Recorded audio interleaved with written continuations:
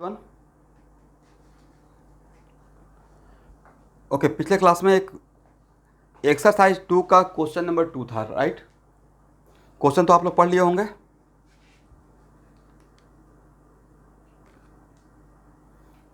Question number 2 पढ़ लिए है ना? ओके स्टूडेंट, ए रिएक्शन अगर राइटवर्ड डायरेक्शन में स्पॉन्टेनियस से मतलब हो रहा है, मतलब लेफ्टवर्ड डायरेक्शन में नहीं हो रहा है, करेक्ट? ओके, तो जब ये राइटवर्ड डायरेक्शन में हो रहा था, किसका ऑक्सीडेशन हो रहा है? ये ऑक्सीडेशन हो रहा है, करेक्ट? और ए रिडक्शन हो रहा है। तो क्या नाम रहेगा सर? इसका नाम रहेगा फिर ऑक्सीडाइजिंग एजेंट बाई 2 का, और इसका नाम रहेगा रिड्यूसिंग एजेंट, करेक्ट ना? बट स्टूडेंट, अगर ए रिएक्शन लेफ्टवर्ड डायरेक्शन में अगर होता, जो कि नहीं हो रहा है, अगर रिवर्सेबल रहता, लेफ्टवर्ड डायरेक्शन में होता, करेक्ट? तो लेफ्टवर्ड डायरेक्शन में रहता, तब उस टाइम पे किसका रिडक्शन होता, किसका ऑक्सीडेशन होता? अगर ये रिएक्शन लेफ्टवर्ड डायरेक्शन में रहता, ध्यान से समझिएगा, अभी तो इस डायरेक्शन में हो रहा है ना, अगर लेफ्टवर्ड डायरेक्शन में होता तो उस टाइम पे इसका ऑक्सीडेशन होता बाई माइनस का, राइट? और इसका रिडक्शन होता। तो फॉर राइट टू लेफ्ट के लिए, इसमें अगर हम राइट टू लेफ्ट के लिए थोड़ा सा अगर सोचते हैं, तब मेरा इसका नाम रहता ऑक्सीडाइजिंग एजेंट, करेक्ट? X2 का नाम क्या रहता? Oxidising agent. अब बाई माइनस का यस रिड्यूसिंग एजेंट रहता। इसका मतलब है कि सर तब राइट टू लेफ्ट तो हो नहीं रहा है, लेफ्ट टू राइट हो रहा है। इसका मतलब बाई 2 और X2 में बाई 2 का ऑक्सीडाइजिंग पावर ज़्यादा है, तभी रिएक्शन को लेफ्ट टू राइट फोर्स कर दिया जाने को, राइट? मिक्सचर में मान लेते हैं कि बाई 2 और X2, it is very important to note that 1 2 3 4। तो अगर मिक्सचर में इस तरीके का सिचुएशन होता, लेफ्ट में भी और राइट में भी कुछ अगर चारों रहता, और फिर भी रिएक्शन लेफ्ट टू राइट जा रहा है, इसका मतलब है कि बाई 2 और X2 में किसका पावर ज़्यादा है, ऑक्सीडाइजिंग पावर? अगर X2 का ज़्यादा रहता तो रिएक्शन राइट टू लेफ्ट की तरफ शिफ्ट करता। इसका मतलब है कि यहाँ से क्लियरली क्या पता चल रहा है कि sir Y 2 greater than X2 oxidising power, क्या मैंने सही बोला?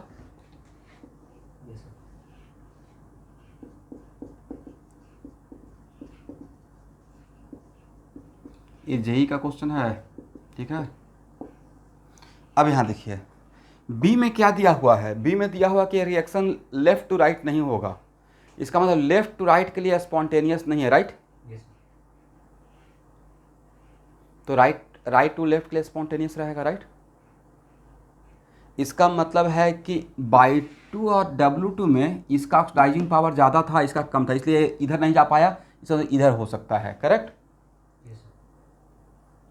तो क्या यहाँ से हम लोग बोल सकते हैं Y 2 greater than W2 greater than Y 2 oxidising power?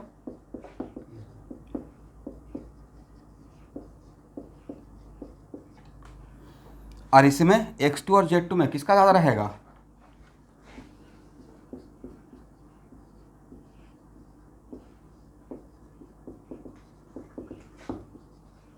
Yes.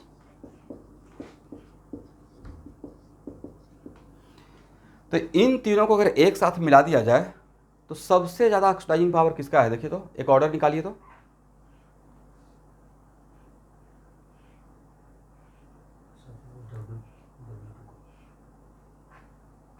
W2, उसके बाद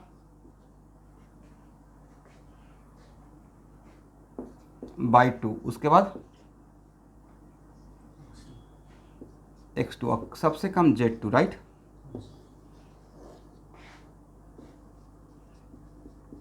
ऑर्डर ऑफ ऑक्सीडाइजिंग पावर और ऑक्सीडाइजिंग एजेंट, ठीक है ना?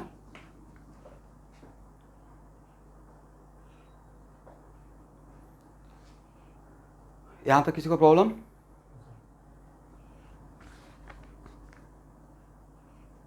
तो इसमें लॉजिक ऐसे लगाना था, ठीक है।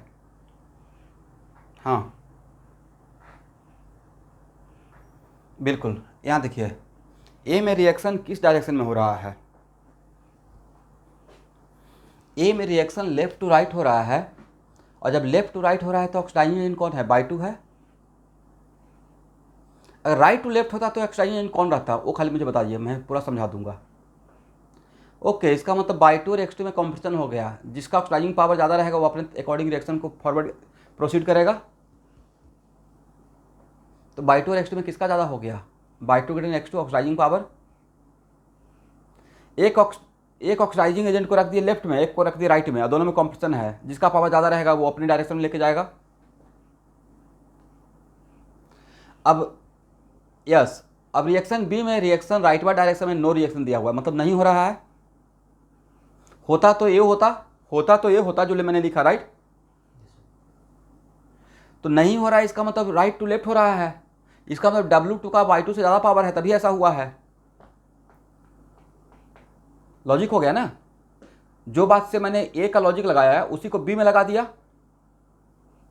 अब सी के लिए same, x2 greater than Z2, और भाई डाइवैलेंट में पहले ही बोला गया है कि डाइवैलेंट के बाद मोनो अनायन बनेगा, राइट। इसका मतलब x2/2 Z2 का ऑक्सीडेशन तो होगा नहीं, जब भी होगा रिडक्शन होगा अकॉर्डिंग टू क्वेश्चन, राइट। तो इसका मतलब है कि x2/2 Z2 जो भी रहता ऑक्सीडाइजिंग एजेंट ही रहता, खुद का क्या करता, रिडक्शन करता। तो इस तरीके से ऑर्डर क्या रहेगा, W2 greater than Y 2 greater than x2 greater than Z2। तो ऑक्सीडाइजिंग पावर तो हम लोग निकाल लिए। अब आते हैं रिड्यूसिंग एजेंट पे। बोलिए, यहाँ पे रिएक्शन ए के लिए लेफ्ट से राइट हम लोग oxidising power of oxidising agent के अकॉर्डिंग बात कर लिए, होगा नहीं होगा, वही बात तो reducing power of reducing agent भी तो कर सकते हैं, जो लॉजिक यहाँ पे लगाए। अब it is very important to note that कि जब लेफ्ट से राइट जा रहे हैं तो इसका ऑक्सीडेशन हो रहा है, मतलब रिड्यूसिंग एजेंट एक्स माइनस रहेगा। अगर ये रिएक्शन राइट टू लेफ्ट होता तो ऑक्सीडेशन बाई माइनस का होता। तो राइट से लेफ्ट के लिए ऑक्सीडाइजिंग रिड्यूसिंग एजेंट का नाम किसका रहता, राइट से लेफ्ट के लिए बाई माइनस का। लेकिन राइट टू लेफ्ट तो हुआ नहीं है, इसका मतलब इसका रिड्यूसिंग पावर ज़्यादा है, इसका रिड्यूसिंग पावर कम है। Is it right, x minus greater than by minus, समझ गए। अब इसमें किसका पावर ज़्यादा है, क्या लिख सकते हैं, by minus greater than W minus, same logic. और जो लॉजिक ए और बी में लगाए वही लॉजिक क्या सी में लगा सकते हैं, Z minus greater than x minus. और ये तीनों क्या निकाले हैं, yes, reducing power of reducing. ये पर्सनली मुझे बहुत अच्छा क्वेश्चन लगा है, ठीक है। बाकी तो न्यूमेरिकल प्रॉब्लम होता ही है, बट ये बड़ा रीजनिंग टाइप का क्वेश्चन था, नहीं है। अब इन तीनों का मिला दीजिएगा तो सबसे ज़्यादा किसका रहेगा, Z minus greater than x minus greater than by minus greater than.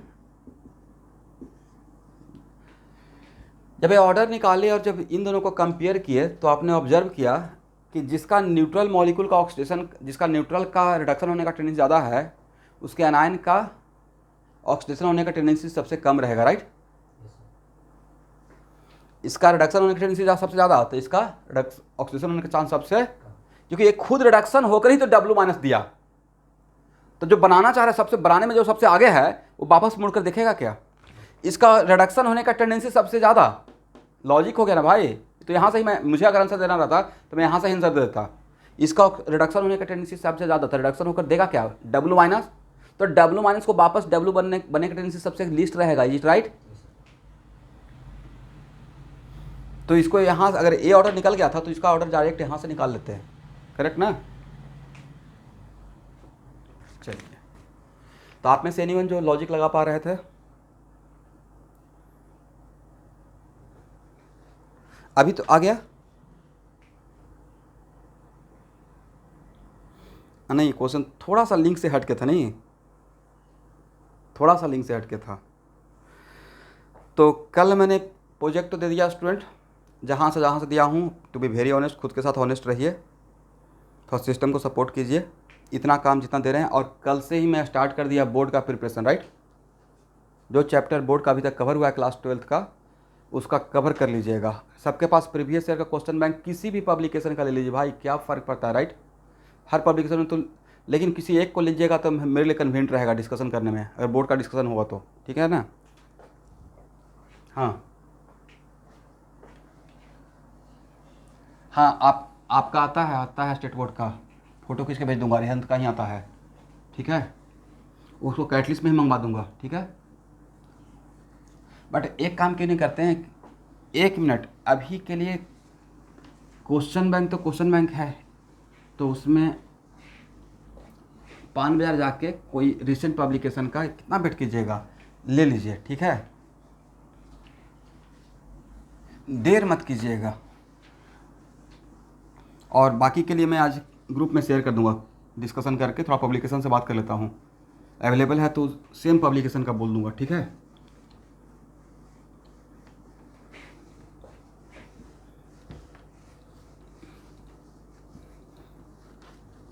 दिसंबर तक प्रॉपर बोर्ड का भी तैयारी लास्ट होते तो हम लोग कर लेंगे, फॉलो करते रहिएगा तो। और उसको, मेरा तो पॉइंट ऑफ व्यू है कि बोर्ड का जो प्रिपरेशन करें उसको बड़ा प्रोजेक्ट टाइप का बनाइए, A4 साइज पेपर पे स्टेपल करके रखिए, बहुत हेल्दी तैयारी हो जाएगा, बोर्ड का टेंशन दिमाग से ख़त्म हो जाएगा। नहीं, केमिकल काइनेटिक्स पूरा प्रीवियस ईयर का बोर्ड का देख लिए, करेक्ट।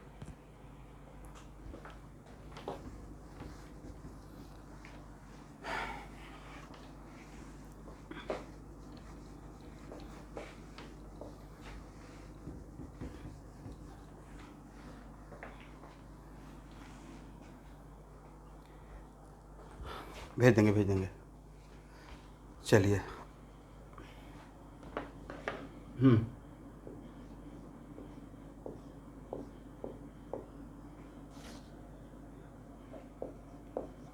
हाँ, W2 ऑब्वियसली वो बोला ही गया है, डायटोमिक है, तो बोला ही गया कि डायटोमिक मॉलिक्यूल्स है, right.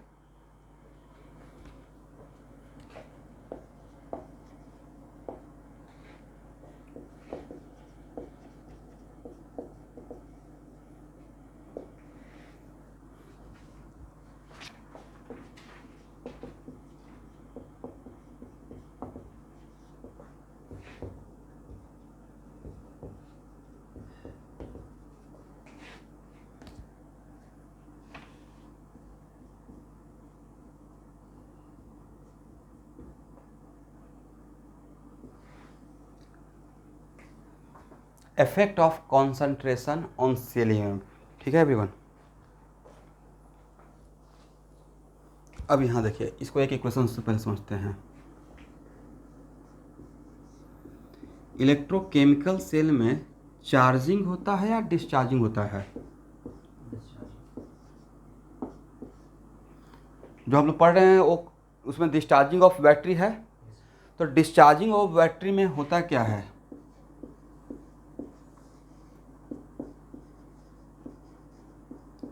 Loss of chemical energy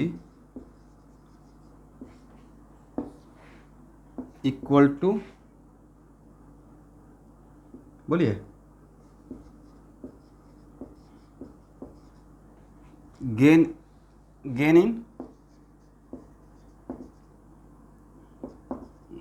in electrical energy.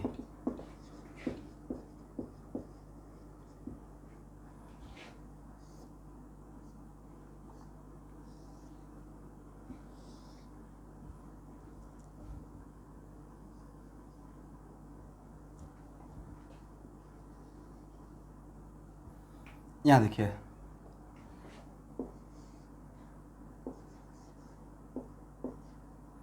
ये मेरा कोई बैलेंस सेल इक्वेशन है, और जैसे ही मैं बोलता हूँ बैलेंस सेल इक्वेशन मतलब balance redox reaction, right. Cell reaction तो नॉन रिडॉक्स रहेगा नहीं, रिडॉक्स ही रहेगा। Let number of electron exchange equal to n। इस हाइपोथेटिकल बैलेंस सेल रिएक्शन में नंबर ऑफ इलेक्ट्रॉन एक्सचेंज कितना है, n है।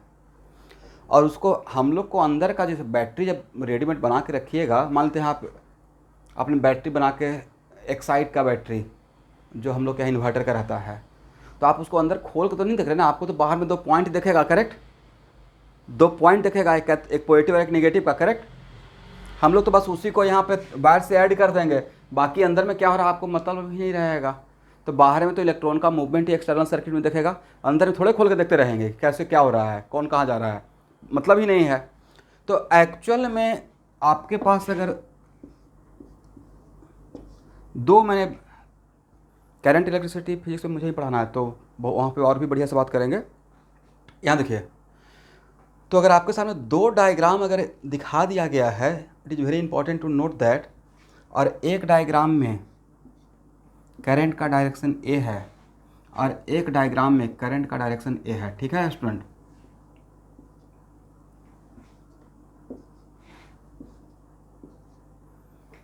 तो बोले किस डायग्राम में कौन सा केस बैटरी का डिस्चार्जिंग का केस माना जाता है, कौन सा केस चार्जिंग का।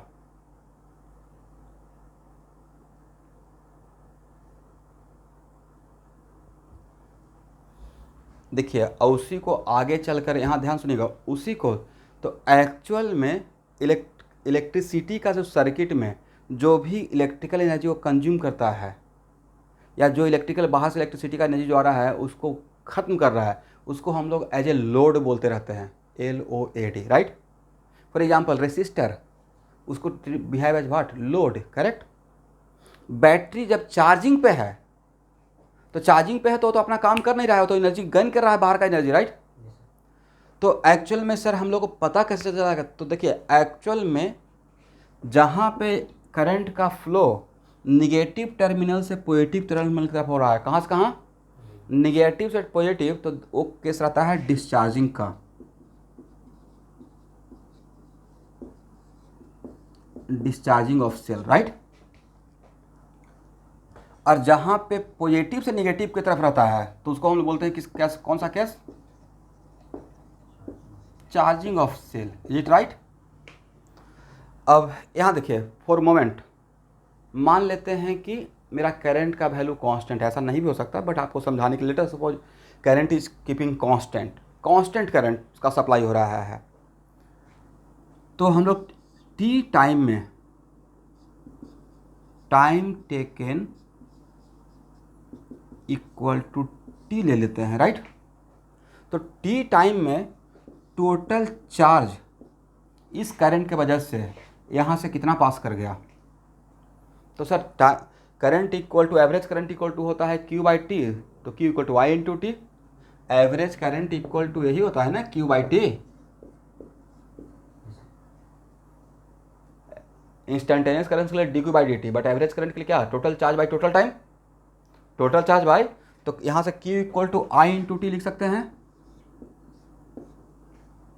इसका मतलब मैं for a given time interval मैंने टोटल चार्ज निकाला।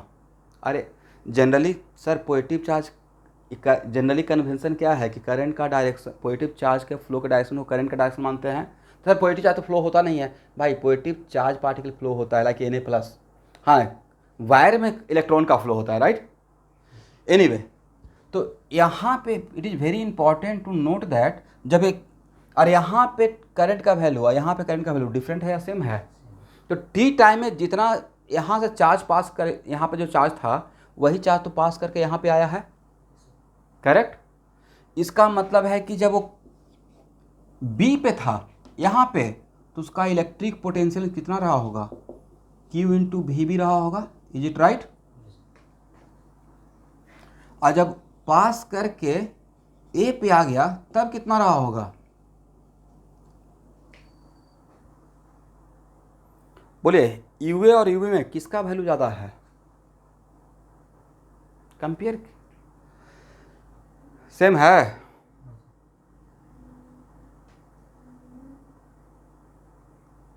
भी दोनों में कॉमन फैक्टर कौन है, क्यू कॉमन है, बट और वी एन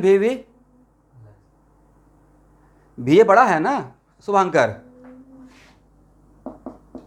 तो U A greater than U B, right. Electric potential, एक इनका क्वेश्चन है, जल्दी से बोलना है। ईशान,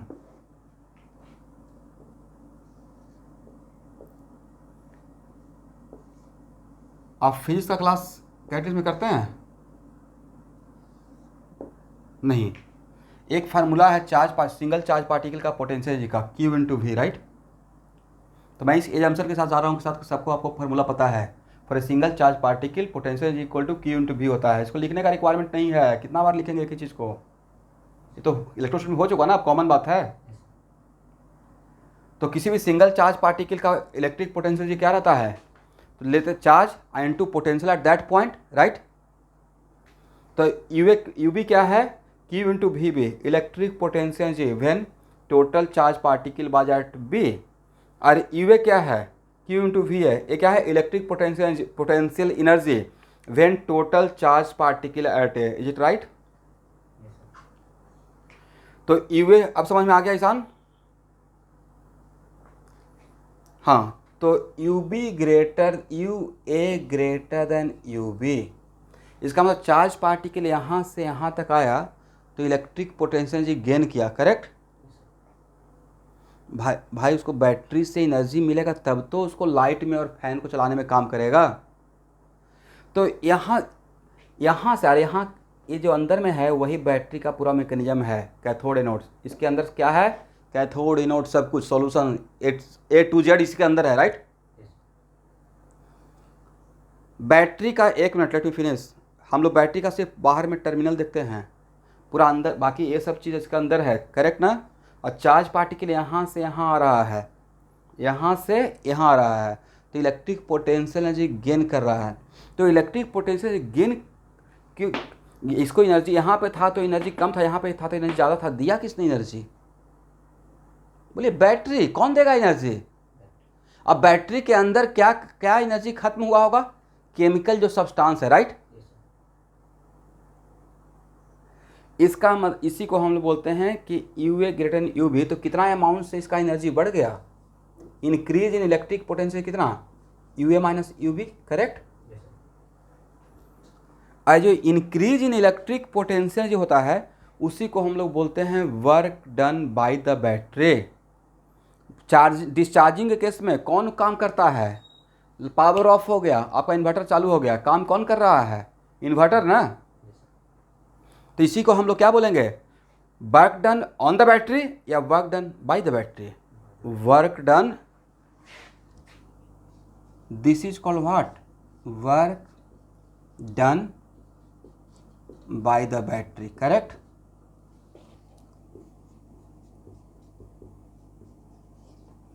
और ये वैल्यू कितना था, तो work done by the battery equal to, Q को क्या कॉमन ले लें, V A minus V B. W equal to क्या हो जाएगा, Q into V A minus V V. यहाँ तक आ जाइए। अब V A minus V B क्या है, everyone. Sir V A minus V B तो है E M F of the cell, V A minus V B है E M F of the cell, right.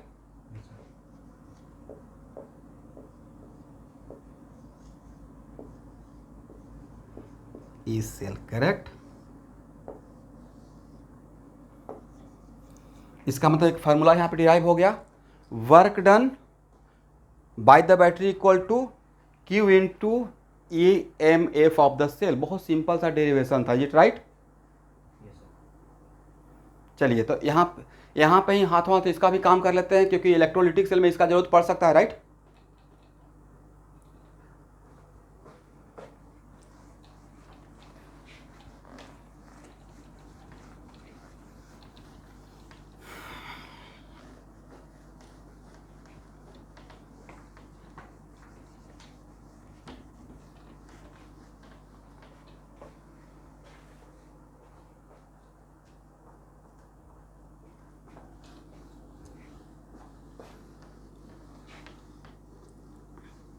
चलिए इसको हटाएं, इसको बॉक्स में कहीं उसको ध्यान रखेंगे।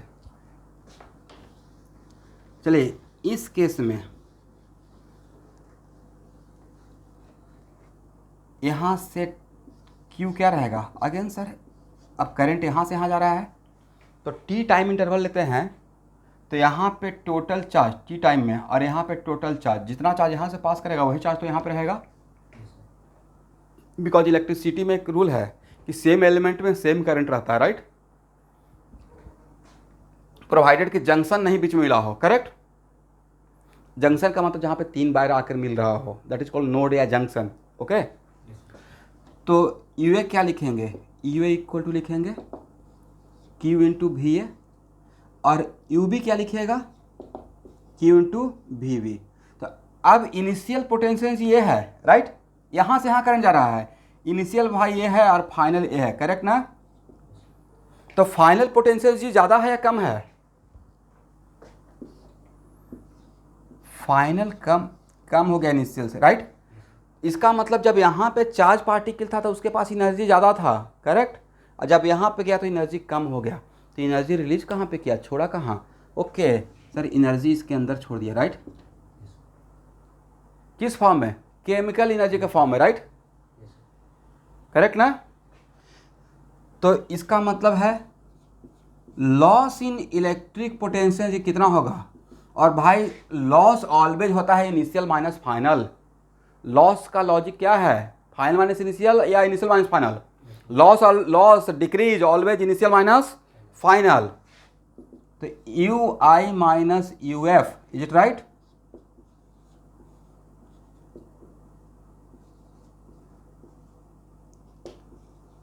We A minus V B. अब V A minus V B क्या है Shubhankar, sir E M F of the cell, correct.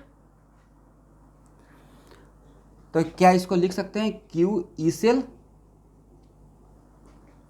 और from conservation of energy loss in electric potential energy equal to work done on the battery, by the battery या on the battery, battery को आपने energy दिया, right,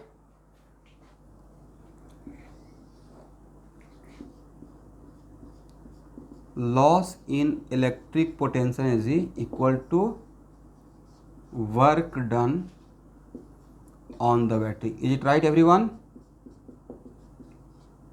sir अब बताइए, इसका मतलब work done on the battery equal to Q into E cell, is it right. अब work done by the battery के लिए अलग फार्मूला है या सेम ही फार्मूला है, सेम फार्मूला है। इसका मतलब इस बात का तो कॉन्फिडेंस आ गया आप लोग को, work done by the battery हो या work done on the battery हो, Q इंटू ई सेल ही लिखेंगे, राइट। चलिए यहाँ तक आइए, यहाँ तक हो गया, किसी को प्रॉब्लम। इसका मतलब इस बात के लिए हम लोग कॉन्फिडेंट हैं कि इलेक्ट्रोलिटिक सेल में भी रहेगा तो work done on the battery के लिए डायरेक्ट Q ई सेल में यूज कर सकता हूँ।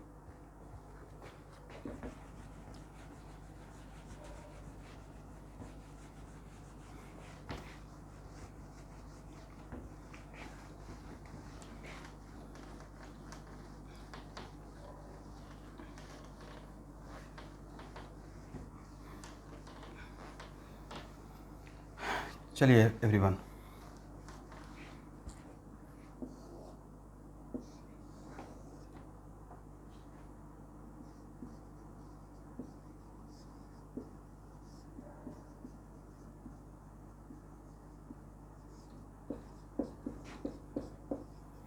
क्या आप charge of 1 mole of electron निकाल सकते हैं, magnitude of charge,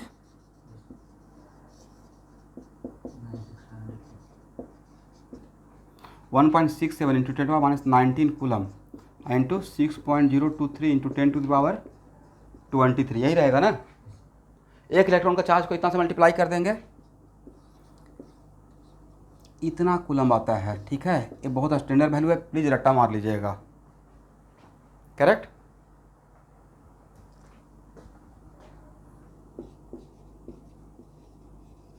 in charge of 1 mole of electron, सब लोग सुन पा रहे हैं, आज के बाद charge of 1 mole of electron को बोलेंगे 1 फैराडे चार्ज। कितना?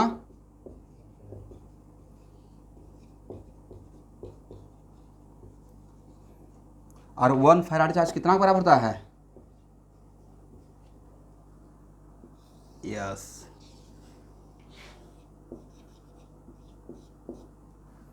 देखिए, सब कुछ डिपेंड करता है, इसी को बोलते हैं जैसा देश वैसा वहाँ के लोग, राइट। ऐसा नहीं कि आपके पास और मेरे पास टैलेंट या दिमाग का कमी है। माहौल अगर मिल जाएगा सही से, अगर हम ही लोग बेंगलोर में जन्म लेते आज से 30 ईयर्स पहले, राइट, तो मैं ज़्यादा हाईटेक रहता, करेक्ट ना? क्योंकि सुबह शाम माइक्रोसॉफ्ट देखते रहता, बिल्डिंग, गूगल का ऑफिस देखते रहता, याहू का देखते रहता।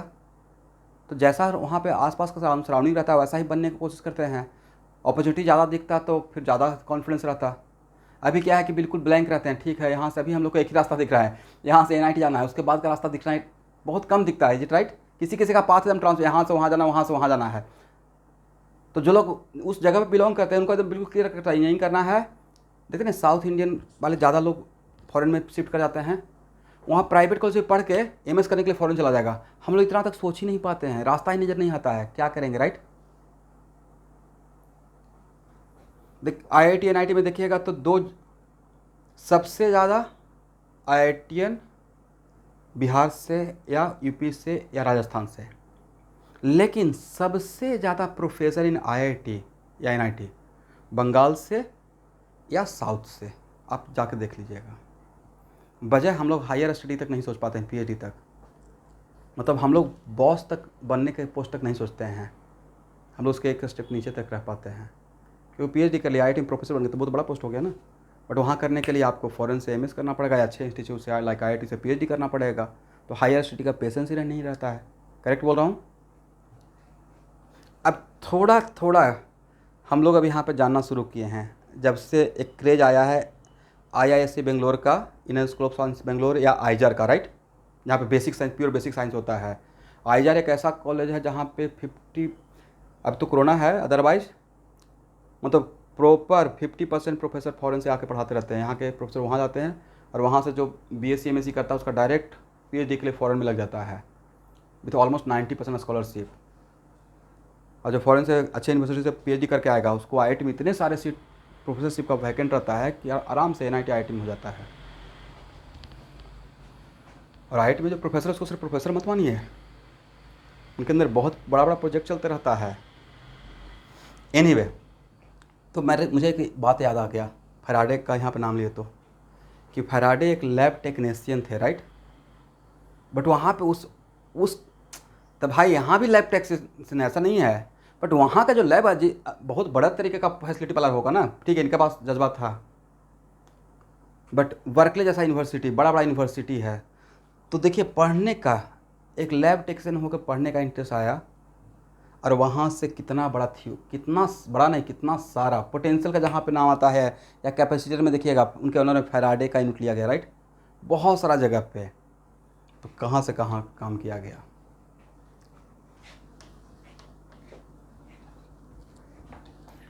हो गया ना?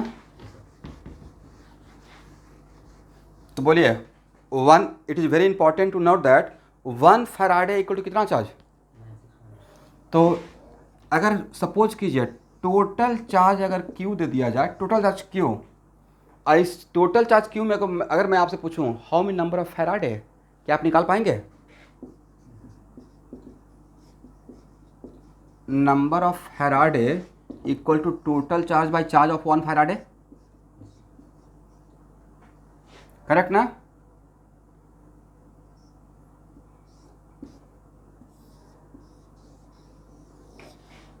चलिए,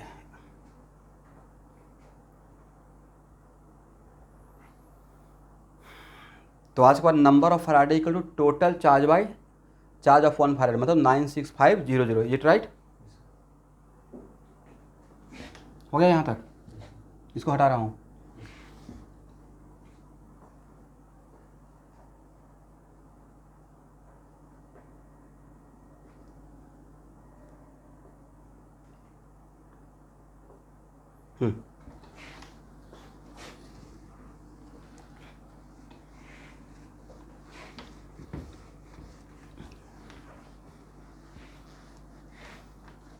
अब यहाँ देखिए, नंबर ऑफ, अब इस रिएक्शन पे आते हैं, कम बैक कर रहे हैं। How many number of electron exchange, N number of, अब यहाँ पे it is very important to note that, तो अगर आपसे पूछेंगे how many number of mole of electron exchange, जब ए का ए मोल और बी का बी मोल और सी का सी मोल और डी का डी मोल लेंगे, तो how many number of mole of electron exchange, इसका तो ए का ए मॉलिक्यूल ले रहे थे, बी का बी मॉलिक्यूल, तब ना बोल रहे थे कि number of electron exchange N, right. Something like this, Z converted into Z N two plus plus 2 electron, right. 1 Z N atom से कितना इलेक्ट्रॉन लॉस हुआ, 2। 1 मोल जेड एन से कितना, इसका कोफिशिएंट अगर 1 मोल मान लिया जाए, 2 मोल, करेक्ट। वैसे ही अगर यहां से बोलेंगे कि number of electron exchange N है, तो इसको मोल के टर्म में अगर काम करना रहे, किसके टर्म में, मोल के टर्म में, तो number of mole of electron exchange कितना,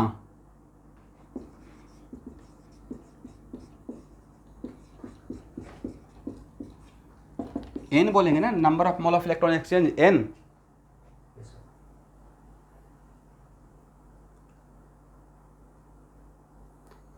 फिर से यहाँ पे शुभांकर, बोलने का बस तरीका चेंज होगा, राइट। कितना इलेक्ट्रॉन लॉस हुआ, बोलिए फास्ट। इसका कितना से, 1 जिंक एटम से, 1 मोल जिंक एटम से, मोल के टर्म में बात करेंगे तो सर 2 मोल इलेक्ट्रॉन, तो सर सिर्फ 2 मोल बोल देंगे, राइट। वैसे यहाँ पे मैंने क्या बोला, number of mole of electron exchange equal to what, N.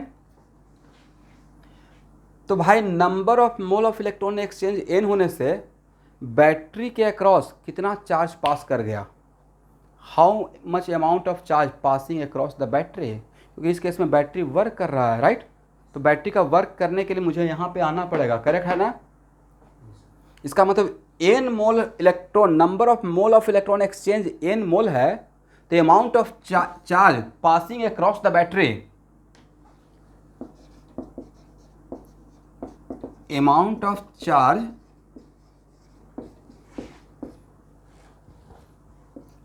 Passing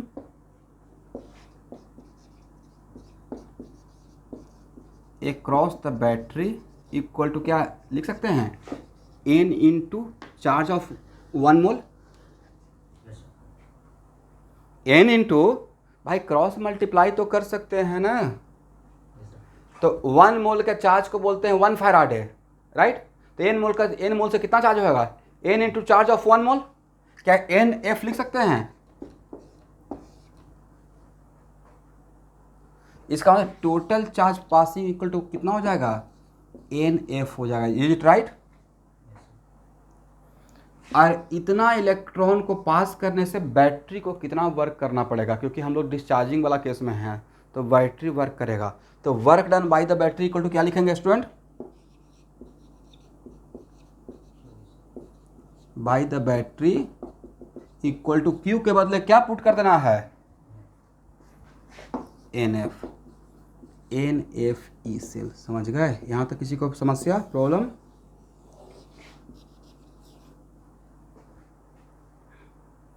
तो यहाँ का तो मैकेनिज्म बिल्कुल ट्रांसपेरेंट क्लियर कर दिया। चलिए, इसका मतलब एन एफ ई सेल में, ई सेल को छोड़कर ये क्या है, total charge passing across the battery due to passing of N mole of electron, पूरा शॉर्ट नोट्स में लिखना है, ठीक है। इस पर निकल आया नहीं उससे मतलब नहीं है, बट हम लोग को पता चलना चाहिए कि फॉर्मूला कहाँ से आया है, एटलीस्ट जो सिलेबस का पार्ट है, इज इट राइट। इस टर्म को छोड़कर क्या है, total amount of charge passing through across the battery, चाहे पॉजिटिव टर्मिनल से निगेटिव या निगेटिव से पॉजिटिव, निगेटिव से पॉजिटिव तब पास करेगा जब बैटरी वर्क करते रहेगा, पॉजिटिव से नेगेटिव कब पास करेगा जब बैटरी पे वर्क होते रहेगा, is it right. Due to exchange of how many moles of electron. अगर बैलेंस रिडॉक्स रिएक्शन का बात करेंगे तो number of mole of electron exchange बोलेंगे, कभी कभी हाफ सेल की बात करना पड़ेगा तो वहां पे लॉस या गेन बोलेंगे, राइट। बट भाई बैटरी को यहां देखिए,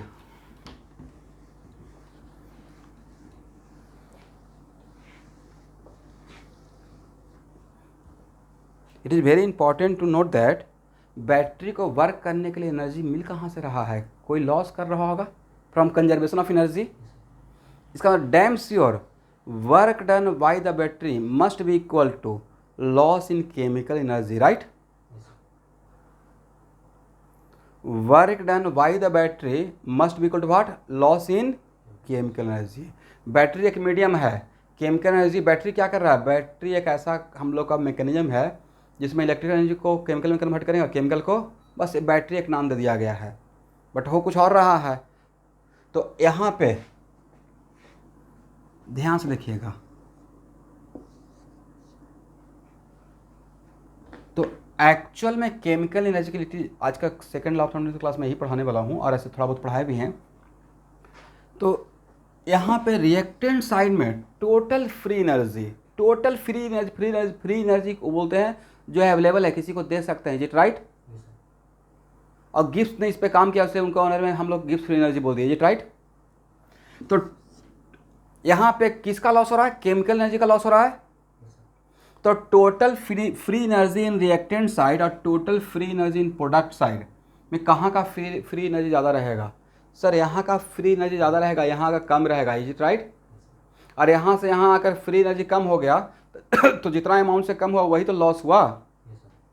इसका मतलब लॉस इन फ्री एनर्जी, एक minute, loss in free energy must be converted into, must be equal to work done by the battery. लेकिन गिब्स के ऑनर में उसी फ्री एनर्जी को हम लोग क्या बोलेंगे, Gibbs free energy, is it right.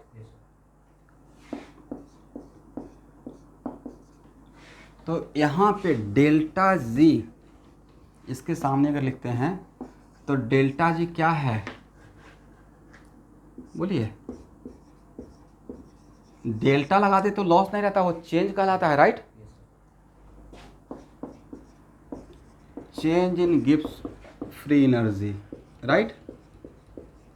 और चेंज में कितना से मल्टीप्लाई कर दें कि लॉस बन जाए, चेंज का मतलब final minus initial, right. Change का मतलब फाइनल माइनस इनिशियल। बट मुझे तो यहाँ पे इसको अब फ्रॉम कंजर्वेशन ऑफ एनर्जी के लिए मुझे क्या करना है, तो ये है डेल्टा जी चेंज, तो माइनस डेल्टा जी क्या हो जाएगा, लॉस हो जाएगा, लाइस।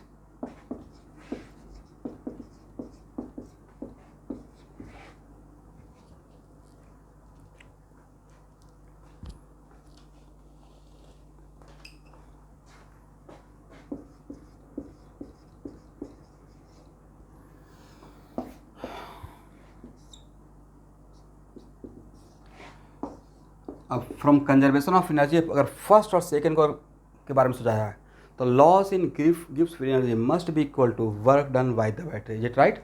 लिखिए from conservation of energy, from conservation of energy loss in Gibbs free energy must be equal to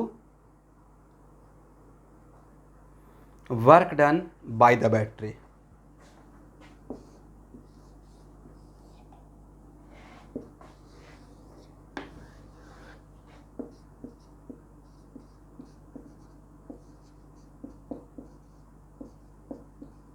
ऐसे लिख लीजिएगा।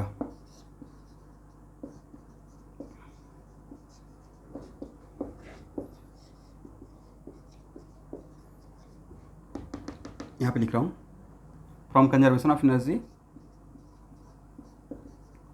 लॉस इन गिव्स free energy must be equal to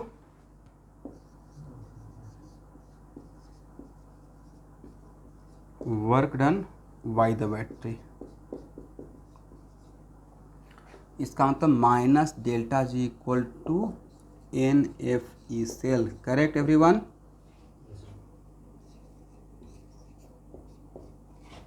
तो delta G equal to minus N F E cell, समझ गए। ये आपके short notes में रहना चाहिए।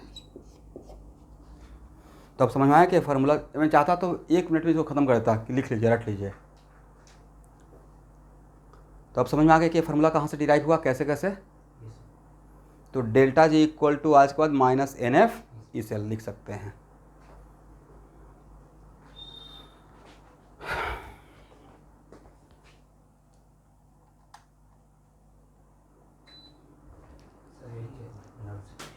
नहीं, ये भी नहीं, नर्सिंग क्वेश्चन नहीं है, ये भी डेल्टा जी का minus N F E cell के साथ। तो नहीं लगता कि यहाँ पे एनर्जी का बात किए हैं, और जहाँ भी एनर्जी का बात करते हैं तो मोटा मोटी थर्मोडायनेमिक्स की बात करते हैं। जहाँ पे एनर्जी का गेन लॉस इन सब का बात करें, मतलब इनडायरेक्टली आप थर्मोकेमिस्ट्री का ही बात कर रहे हो, राइट, या थर्मोडायनेमिक्स का, करेक्ट ना। इसको हटाया जाए एवरीवन।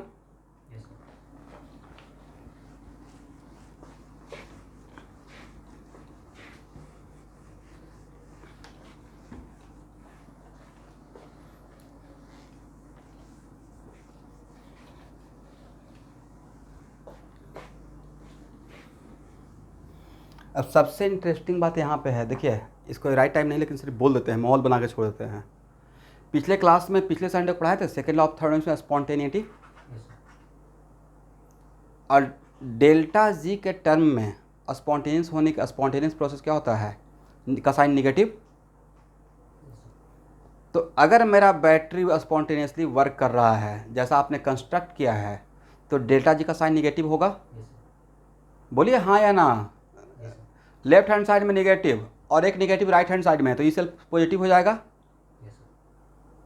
इसका मतलब बैटरी को स्पॉन्टेनियसली वर्क करने के लिए जो आप आइए, तो हम लोग पहले से ही बोलते आ रहे हैं ना बाबा जमाना से कि बैटरी काम करेगा तो उसका E cell should be positive, right. How to construct the battery में वो यहाँ से भी तो पता चल गया कि अगर बैटरी काम करेगा तो डेल्टा जी के टर्म में निगेटिव, और निगेटिव निगेटिव बिकम पॉजिटिव, तो ई सेल पॉजिटिव, राइट। इसका मतलब स्पॉन्टेनियस जो मेरा मैंने बैटरी बनाया है उसका स्पॉन्टेनियसली उसी डायरेक्शन में काम करने के लिए E cell should be positive, right. और अगर डेल्टा जी पॉजिटिव हो गया तो ई सेल क्या हो जाएगा, निगेटिव। और डेल्टा जी पॉजिटिव मतलब नॉन स्पॉन्टेनियस, मतलब ई सेल, इसका मतलब बैटरी को नॉन स्पॉन्टेनियस होने के लिए E cell should be negative, right. और अगर डेल्टा जी जीरो हो गया देन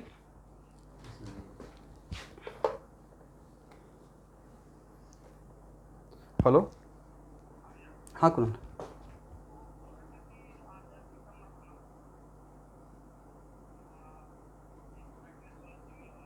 हाँ अच्छा ठीक है, अच्छा किया याद दे दिया। और सर का क्लास स्टार्ट हो गया, मुरली सर का।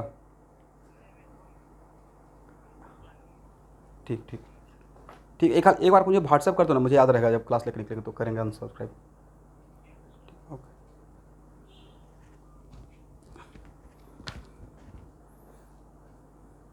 और अगर डेल्टा जी जीरो हो गया देन डेल्टा जीरो जीरो का मतलब इक्विलिब्रियम पे, राइट। तो डेल्टा जी जीरो मतलब ई सेल जीरो, इसका मतलब ई सेल जीरो मतलब बैटरी डेड, तो बैटरी डेड होने का मतलब उसके अंदर का सेल रिएक्शन इक्विलिब्रियम पॉइंट पे आ गया, इट राइट। तो जब बोलेंगे बैटरी बिकम्स डेड, इसका मतलब ये नहीं है कि रिएक्शन उसके अंदर नहीं हो रहा है, इक्विलिब्रियम पॉइंट पे आ गया है, इट राइट, करेक्ट ना। तो इस पर हम लोग बात करेंगे, लिखने का रिक्वायरमेंट नहीं है, लेंगे टॉपिक रहेगा, ठीक है। यहाँ तक आ गए।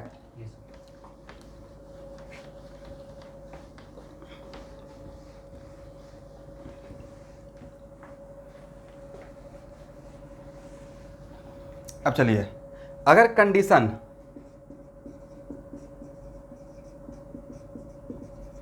If condition is standard condition, okay everyone, तो कंडीशन स्टैंडर्डाइज कर देंगे तो डेल्टा जी के जगह पर डेल्टा जी नॉट लिखेंगे, इज इट राइट। कंडीशन अगर स्टैंडर्ड हो गया तो delta G becomes what, delta G naught, तब minus N F E cell लिखेंगे या E note cell,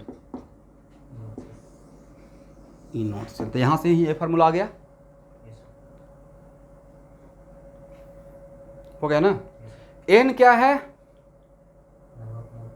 number of mole of electron exchange. जब रेडॉक्स रिएक्शन रहेगा, कंप्लीट सेल रहेगा तो एक्सचेंज बोलेंगे, हाफ सेल भी रहेगा, हाफ सेल रहेगा तो लॉस या गेन बोलेंगे, right.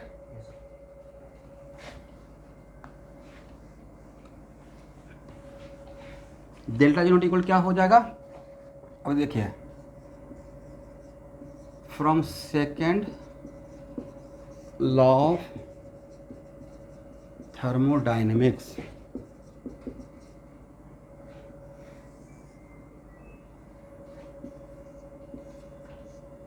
Second law of thermodynamics में एक इक्वेशन ये भी रहता है, delta G equal to delta G not R T L N Q. क्या रहेगा everyone? Delta G equal to delta G not plus R T L N Q, जहाँ पे क्यू क्या है?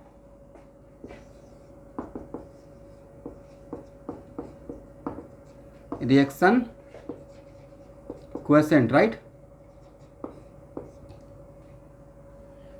क्यू यहाँ पे क्या है? बोलिए, रिएक्शन क्वेसेंट। एक मिनट रुकना पड़ेगा यहाँ पे, करेक्ट ना एवरीवन? और हम लोग जो हाइपोथेटिकल लिए थे, वो रिएक्शन मेरा क्या था? यही था ना। मान लेते हैं चीज़ों को और ज़्यादा जनरलाइज करने के लिए।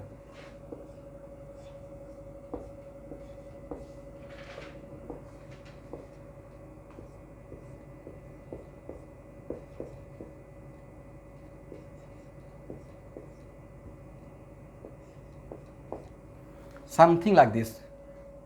इट इज़ नॉट कंपल्सरी कि सारा किसी भी सेल रिएक्शन में ऐसा भी तो हो सकता है कि कोई सेल रिएक्शन लिए हुए जिसमें एक तरफ मेटल एंड आयन है।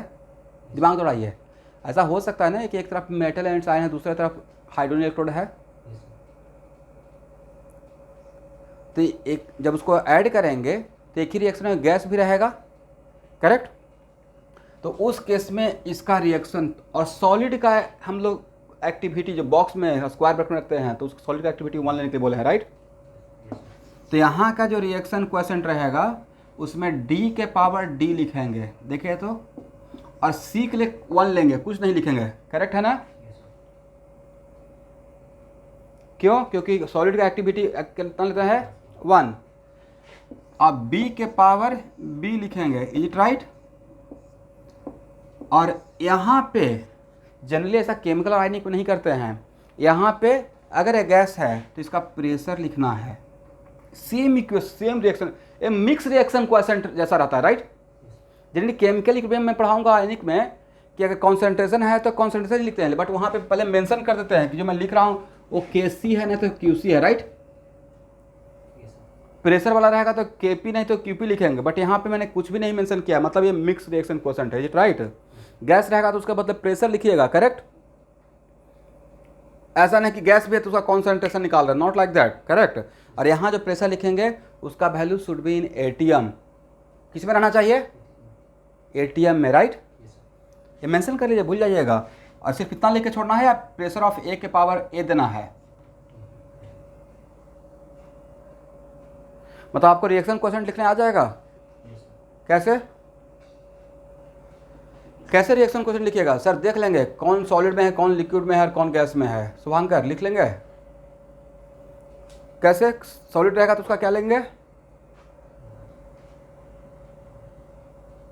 0 0 पुट कीजिएगा। नहीं, एक मिनट, 0 लेंगे, पूरा टर्म को ही 0 कर देंगे, नहीं तो पूरा टर्म को इन्फिनिटी कर देंगे। सर कहानी खत्म करेंगे सर, बहुत लाइफ में टेंशन आ गया है। सॉलिड का 1 लेंगे और लिक्विड का? सर वहाँ पे भी we are very wise people, भी हम लोग केयरफुल रहेंगे, प्योर लिक्विड है या सॉल्यूशन है। वाटर रहेगा तो उसका क्या लीजिएगा?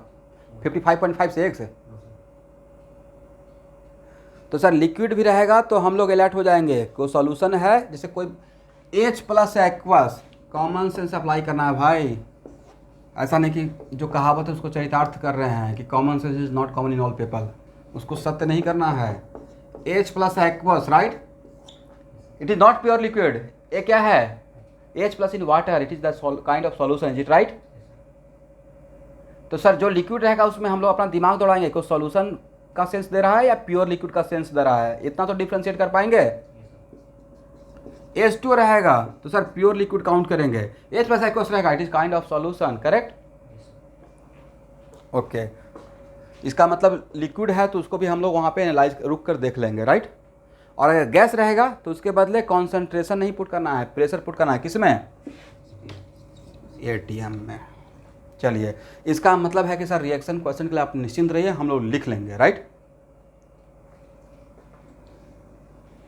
जितना बात बोले उसको नोट डाउन कर लीजिए, मुझे पता है कि यहाँ पे मिस्टेक हो जाएगा आप लोग से। ये मजाक नहीं चल रहा था, एक्चुअली मिस्टेक कर देते।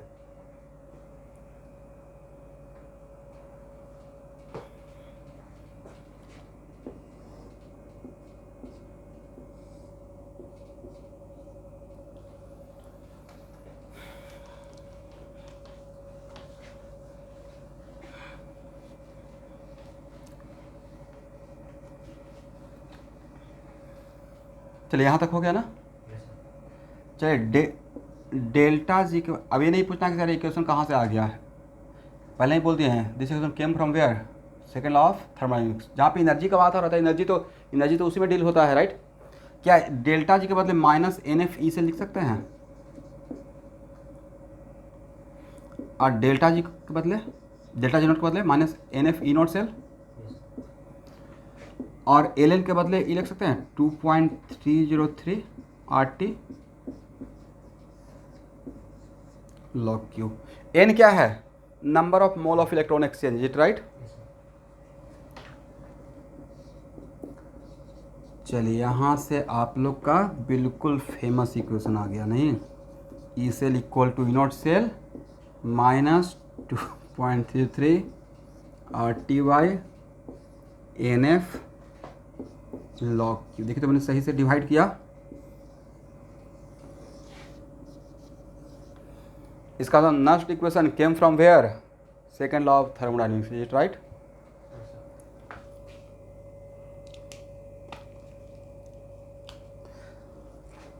और उसमें ई नोट सेल आप लोग निकाल लेंगे सर, इसका तो पहले ही प्रैक्टिस हो चुका है। E note cell equal to E naught reduction potential of cathode और minus E naught reduction potential of anode, is it right. चलिए तो सारे 72 स्टूडेंट अटेंडेंस, अच्छा तो ज़्यादा ही अटेंडेंस लग गया, 72 है, 74 लगा हुआ है, दो मेरा भी सब लोग दिए हैं लगता है। ओके जो अटेंडेंस है वही डायरेक्टली आपके ग्रुप में चला जाएगा, ठीक है। आज मिला है अटेंडेंस पेरेंट ग्रुप में,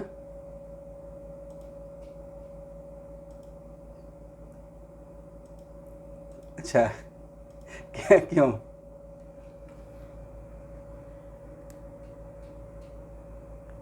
हाँ तो आप थोड़ा नहीं तो बता दीजिएगा कि मतलब हम लोग जो अटेंडेंस लगाते हैं उसमें ऐसे ही आता है कितना बजे अटेंडेंस किए हैं, लेकिन कभी कभी लेट से भूल जाते हैं स्टूडेंट, तो उनको बता दिएगा कि हाँ लेट से दे पाए थे, लेकिन कोशिश करना कि पहले ही दे दीजिएगा।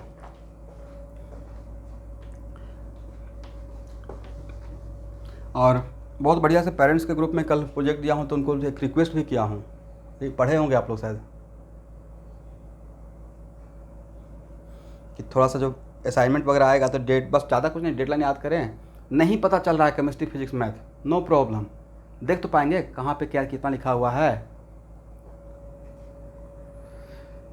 चलिए कुछ नहीं है भाई, इससे थोड़ा पेरेंट्स लोग भी बहुत चिंता में रहते हैं। मैं एज ए पेरेंट्स हूँ ना, हालांकि मैं आज तक नॉट ए सिंगल लेटर, हालांकि ख़राब बात है, बट मेरे अंदर वो पेशेंस अभी नहीं है। या काम करना पड़ेगा तो करेंगे, ऐसा नहीं है कि नहीं करना पड़ेगा, जब काम आता है तो लोग इंसान को करना ही पड़ता है, बट मैं नहीं पढ़ा पा रहा हूँ अपने बच्चे को। जैसे आज मेरे एक और ब्रदर हैं, कॉल किए, मैं 4 भाई हूँ, तो बोले कि सर दीपक 7th क्लास में है, कुछ देखो। हम कि 7th क्लास में है तो अभी मेरे पास, रोशन से पूछिएगा, रोशन को शायद 10th तक में ये 1 आवर भी टाइम नहीं दिया हुआ, राइट, 1 और 2 आवर भी नहीं, क्या दे पाता। मतलब वो जोन मेरा है ही नहीं, मैं उसको एंजॉय ही नहीं कर पाऊंगा, जिसमें मैं एंजॉय नहीं करूँगा उसमें सही से सिखा नहीं पाऊंगा। आता है बट मैं उस चीज़ को एंजॉय नहीं कर पाऊंगा, राइट, तो वो टेम्परामेंट नहीं बन पाएगा। मेरे अंदर अभी quality 11th 12th IIT NIT यही बोलते रहते सुबह से शाम तक, तो इसी में मेरा मन लगा हुआ है अभी। चलिए लेकिन दिस इज़ कॉल्ड फैमिली, बहुत अप एंड डाउन होता है, बट अगर आप अपने फैमिली में आगे बढ़े हैं तो उसको पुल करके सारे लोग को आगे लाना है। मतलब ये मैं सोचता हूँ, हालांकि उसमें बहुत कष्ट है भाई, बहुत कष्ट है, बहुत गाली खाना पड़ता है और खाना पड़ेगा। अगर आगे बढ़िएगा ना, सबसे ज़्यादा किसी कंपनी में गाली कौन खाता है? Boss, right. उसको लगता है कि बॉस है भाई, वो बॉस नहीं, सबसे वो नीचे पायदान पे रहता है। उसको अगर चीनी ख़त्म हो गया ना, चाय नहीं बन रहा है, चीनी ख़त्म हो गया, तो सर आपने ही तो नहीं अभी तक पैसा रिलीज़ किया है, पैसा नहीं दिया, राइट।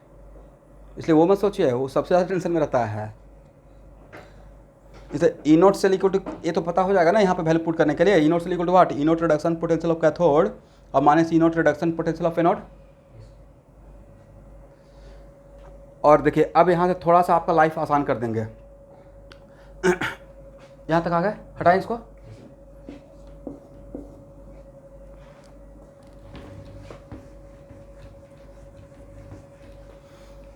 बट नहीं लगता कि इसको सर लिखने के लिए मुझे रिएक्शन क्वोशेंट जानना पड़ेगा, और रिएक्शन क्वोशेंट जानने के लिए reaction should be balance, correct? Unbalance या बैलेंस? इसका मतलब इलेक्ट्रोकेमिस्ट्री का क्वेश्चन देने का मतलब है कि इनडायरेक्टली आपका रेडॉक्स का टेस्ट हो गया, राइट? आप जब इलेक्ट्रोलिटिक सेल पढ़िएगा तो उसमें इनडायरेक्टली आपका एन फैक्टर और लॉ ऑफ केमिकल इक्विवेलेंस का टेस्ट हो जाएगा। एनीवे, तो it is very important to note that कि ये कंप्लीट सेल का है, एंड बिनो दैट हाफ सेल का पोटेंशियल हम लोग प्रैक्टिकली नहीं निकाल सकते हैं, करेक्ट ना? हाफ सेल का नहीं निकाल सकते हैं, बट पेपर पे निकाल सकते हैं स्टूडेंट। सबसे अच्छी बात है सर पेपर पे निकालने का कोई फार्मूला, तो पेपर के लिए एक फार्मूला दे रहे हैं सर, इसको अप्लाई करेंगे तो मार्क्स मिलेगा, बिल्कुल मिलेगा, ठीक है? कोई मैं अपने तरफ से तो इन्वेंट किया नहीं हूँ। तो जैसे ये है फुल सेल का, राइट? तो जैसे आपने फुल सेल के लिए लिखा वैसे ही हाफ सेल के लिए भी लिख सकते हैं। अगर आपका हाफ सेल, एक इसके लिए लिख लेना है, देखिए this is the equation for full cell, correct? अगर मेरा हाफ सेल है, ठीक है एवरीवन, और हाफ सेल में दो कैटेगरी हो गए ना, कौन सा? एनोड और कैथोड। अगर क्वेश्चन में हाफ सेल ही दिया हुआ है तो हाफ सेल देख के उसका हाफ पोटेंशियल पूछा जाएगा, या तो ऑक्सीडेशन पोटेंशियल नहीं तो रिडक्शन पोटेंशियल, राइट? तो अगर यहाँ पे हाफ सेल का एनोड के लिए ओपी, तो वहाँ पे बस केयरफुल रहिएगा, यहाँ पे ओपी तो यहाँ भी उसका ओपी ही लिखिएगा, तभी आंसर आ पाएगा, राइट? यहाँ पे ओपी तो यहाँ भी क्या लिखना है? ओपी और माइनस 2.33 RT/NF लॉग क्यू। यहाँ पे क्यू क्या रहेगा बोल सकते हैं? क्यू रहेगा reaction quotient of that balance half cell, लेकिन ये भी रहेगा रिएक्शन क्वोशेंट, लेकिन क्या रहेगा? वो half cell should be balance, that half cell should also be balance, right? और यहां पे एन क्या रहेगा?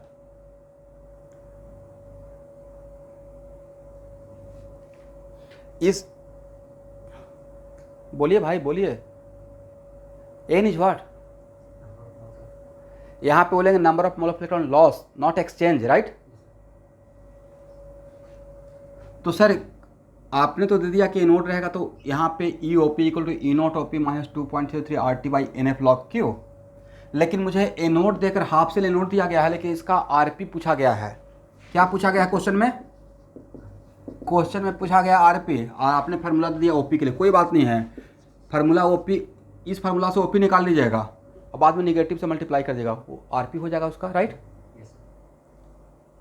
फार्मूला हम लोग ओपी के लिए लिखेंगे जानेंगे, बट अगर आरपी पूछा गया, क्रॉस चेक किया गया, तो कोई बात नहीं, ओपी निकाल कर उसमें माइनस से मल्टीप्लाई कर देंगे तो बन जाएगा उसका आरपी, इज इट राइट?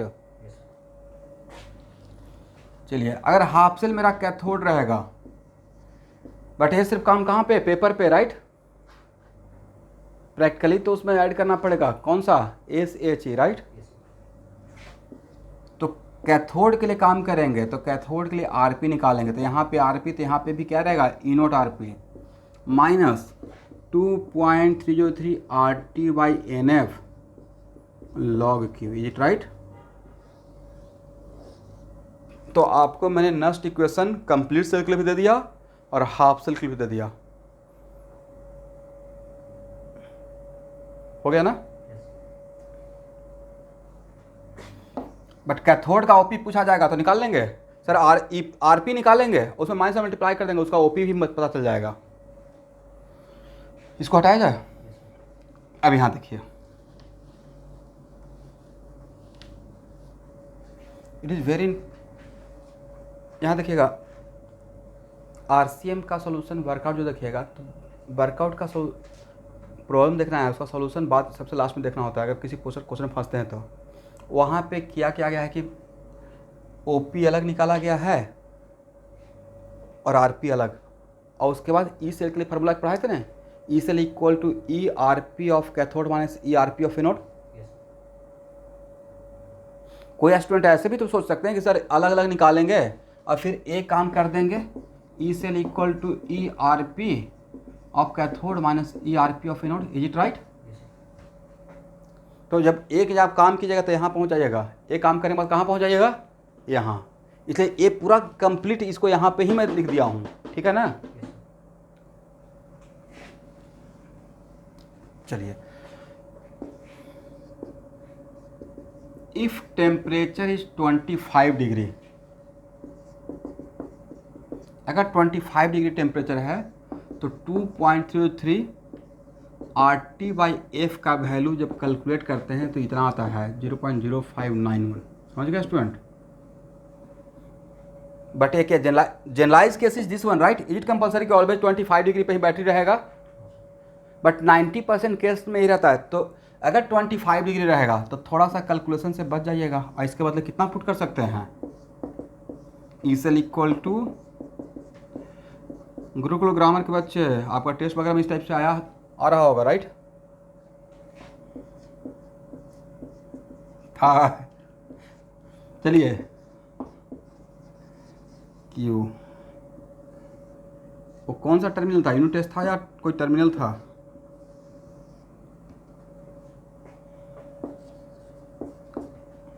लेकिन this is not the generalize case, this is the special case when temperature was what? 25 degree, is it right? चलिए, और कभी कभी अगर एग्जामिनर या क्वेश्चन सेटर का थोड़ा सा मूड मिजाज अच्छा रहेगा तो 0.0591 के बदले 0.06 भी यूज़ करने के लिए बोलते हैं, ठीक है?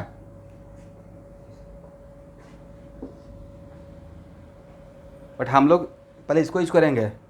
क्वेश्चन में दिया रहेगा कि दिस इक्वल टू इतना यूज करना है, तब इतना यूज करेंगे, खुद की मर्जी से नहीं कि थोड़ा आसान कर लेते हैं, तो फिर आंसर मोस्टली इसी के अकॉर्डिंग रहेगा। और सबसे ज़्यादा जनरलाइज कौन है? This one, right?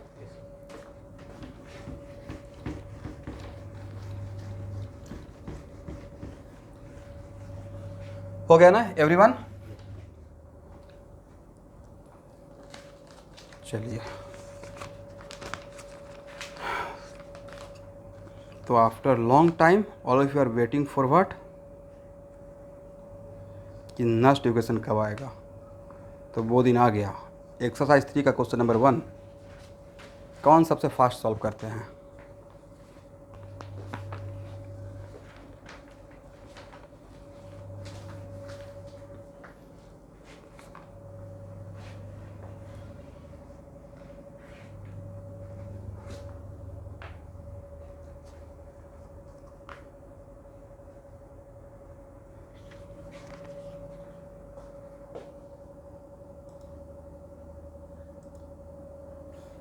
आप लोग ट्राई करेंगे या मैं सॉल्व कर दूं?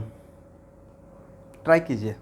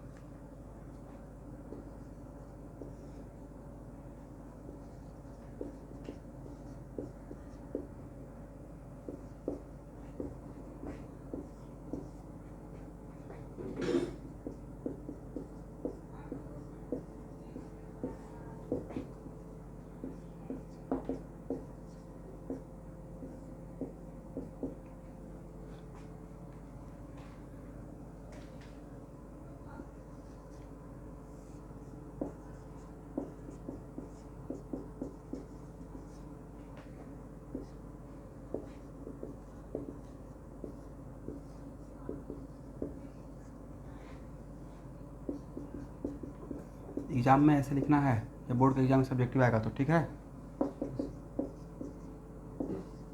तभी फुल मार्क्स मिलेगा। क्योंकि रिएक्शन क्वेश्चन के तो आपको रिएक्शन बैलेंस चाहिए ही। आप लोग समझ पा रहे हैं स्टूडेंट मैंने क्या बोला? इसका रिएक्शन क्वेश्चन क्या होगा sir? Concentration of Zn2 plus into pressure of H2 और divide by concentration of H plus का स्क्वायर। देखिए तो सही है। और Zn2 प्लस का कितना था? 0.01। अब प्रेशर ऑफ H2 कितना था? 0.1। और H प्लस का कितना था? 1। मतलब 1 इंटू 10⁻³ पहले निकाल के रेडी हो जाएंगे, करेक्ट। उसके बाद E cell equal to E naught से निकाले हैं। E note cell equal to what? E naught reduction potential of cathode minus E naught reduction potential of anode. इसका तो वैल्यू जीरो रहेगा, क्योंकि हाइड्रोजन का स्टैंडर्ड रिडक्शन पोटेंशियल कितना होता है? 0 होता है। तो कितना हो जाएगा? 0 सॉरी इसका 0 हो जाएगा, इसका 0 हो जाएगा। 0 माइनस 0.76 इज राइट, मतलब प्लस 0.76। यहाँ तक तो आ गए होंगे। अब तब लिखेंगे Nernst equation E cell equal to readymade काम करके रखे रेडी रहेंगे। और टेम्परेचर अगर नहीं दिया रहा है क्वेश्चन में तो 25 डिग्री ले लीजिएगा, ठीक है। If temperature is not mention तो कितना लेना है? इलेक्ट्रोकेमिस्ट्री में खास करके 25। अगर नहीं मेंशन रहेगा टेम्परेचर तो कितना पे काम करके आना है? 25 डिग्री से पे डिवाइडेड बाई क्या डायरेक्ट 2 कर दें, लॉग 10⁻³ इनो सेल कितना हो जाएगा? 0.76। और इसका वैल्यू कितना? -3 ना, ठीक तो सही है। अब minus minus becomes plus 3 into 0.0591/2। Calculate कीजिए, आंसर आ जाना चाहिए।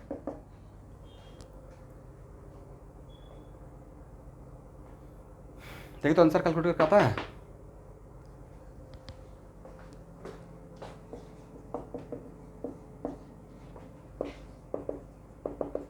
क्वेश्चन नंबर 1 तो बहुत टफ कम है, इतना आसान तो है।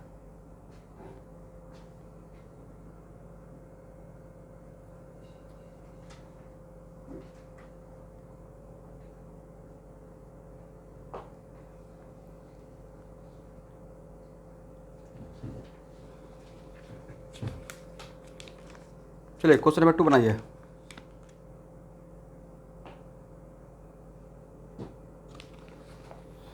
आपको हाफ सेल के लिए भी दिया हो ना फार्मूला?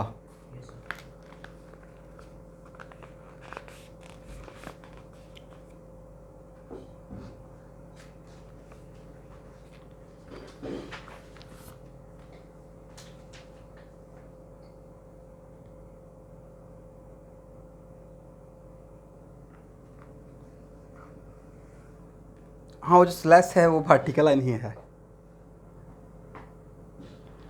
और एक्चुअली प्लेटिनम के बाद भी वर्टिकल लाइन देना चाहिए था, ठीक है। आप लोग प्लेटिनम के बाद भी वर्टिकल लाइन दे दीजिएगा स्टूडेंट।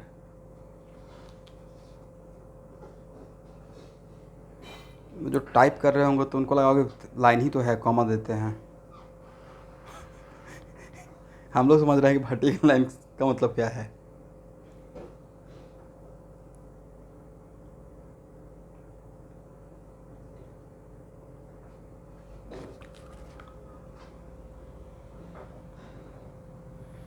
आज ये पूरा एक्सरसाइज ख़त्म करूँगा।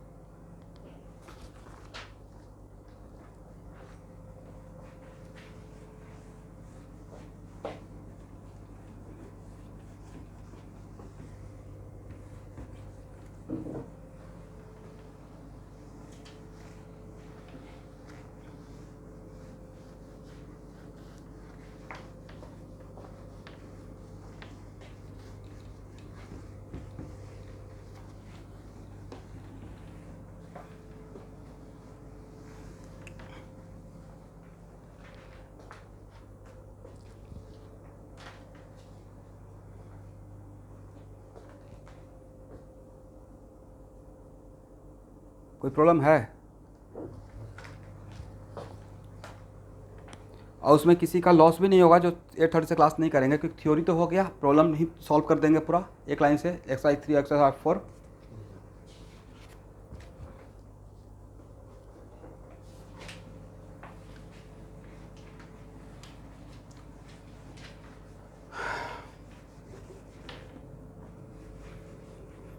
चलिए हेडिंग लिखिएगा।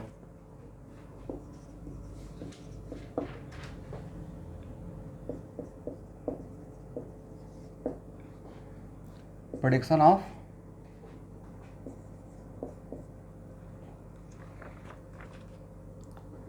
स्पॉन्टेनिटी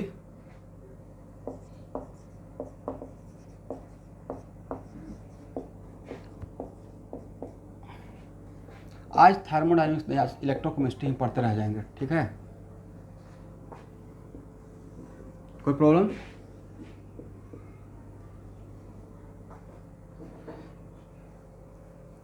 उसके पीछे का मेरा कोई वजह है। चलिए थर्मोडायनेमिक्स ज़्यादा नहीं बचा हुआ स्टूडेंट, लास्ट ही क्लास ऑलमोस्ट है, तो थोड़ा सा उस क्लास को थोड़ा बड़ा करके एक ही क्लास में बाइंड अप करूँगा, ठीक है? तो prediction of spontaneity of a cell reaction, तो यहाँ देखिए ये चीज़ आपको सेल रिएक्शन के लिए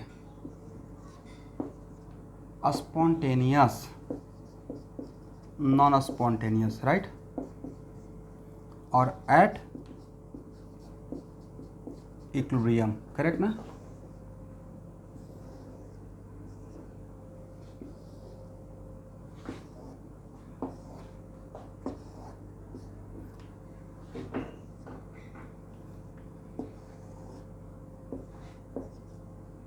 स्पॉन्टेनियस ये साइन, इसका साइन क्या होना चाहिए? नेगेटिव। इसका साइन अगर नेगेटिव रहेगा तो ई सेल क्या हो जाएगा? Automatic positive. इसका मतलब ई सेल अगर साइन अगर पॉजिटिव मतलब वो रिएक्शन सेल रिएक्शन स्पॉन्टेनियस है, मतलब बैटरी वर्क कर रहा है। और अगर ए वैल्यू पॉजिटिव तो ये क्या हो जाएगा? नेगेटिव, मतलब नॉन स्पॉन्टेनियस के लिए ई सेल शुड भी नेगेटिव और डेल्टा जी शुड भी। और अगर ये जीरो मतलब ई सेल भी क्या रहेगा? जीरो। इसका मतलब सेल भी, अब ई सेल अगर जीरो हो गया तो उसको तो हम बोलेंगे सेल बिकम्स डेड, बट उसके अंदर का chemical reaction at equilibrium point, right?